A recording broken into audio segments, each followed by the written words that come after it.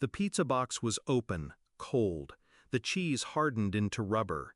Candles sat unlit on the cake.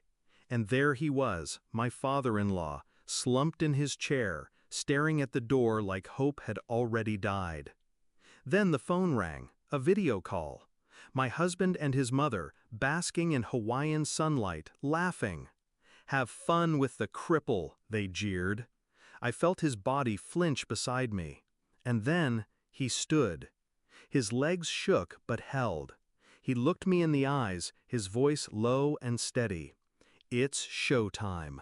Let's make them pay." That was the moment everything changed.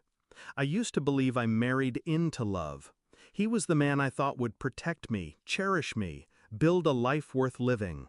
Instead, I inherited a cage, a husband who wore charm like a mask, and a mother-in-law whose venom dripped in every word she spoke.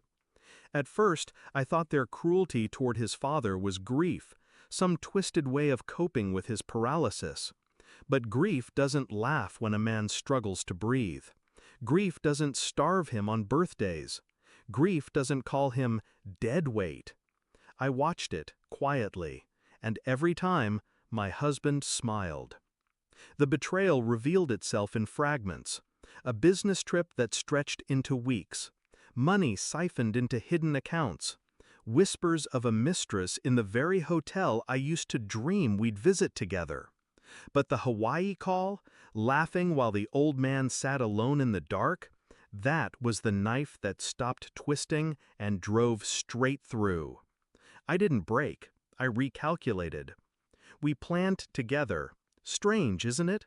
The man I thought was broken became my ally, my partner in vengeance. While they laughed on beaches, we rebuilt in shadows. He wasn't as weak as they wanted him to believe, and I wasn't as naive as they thought I was. First, the legal web. Every document my husband left behind, I collected. Tax filings, hidden transfers, offshore accounts. The kind of evidence that turns wealth into a weapon, but in the wrong hands. Then, the recordings. I placed my phone on the table during their calls, captured every insult, every admission, every cruel laugh. Enough to dismantle reputations in court, in business, in society. Meanwhile, his father trained, one step at a time. Behind closed doors, he forced his body to remember strength. Not perfect, not painless, but progress. The man they abandoned became the cornerstone of their destruction. By the time they returned from Hawaii, tan and smug, the trap was already set. I greeted them at the door with a smile. He wheeled himself into the living room, playing the role they expected. Silent, helpless. My husband kissed my cheek like nothing had changed. His mother sneered at the cake still sitting untouched. And then, our moment. He rose, slow, deliberate, every step echoing like thunder. Their faces drained of color. And before they could speak, I pressed play on the recording. Their voices filled the room. Cripple, dead weight, laughter sharp as glass. I watched them choke on their own words. The fallout wasn't fast.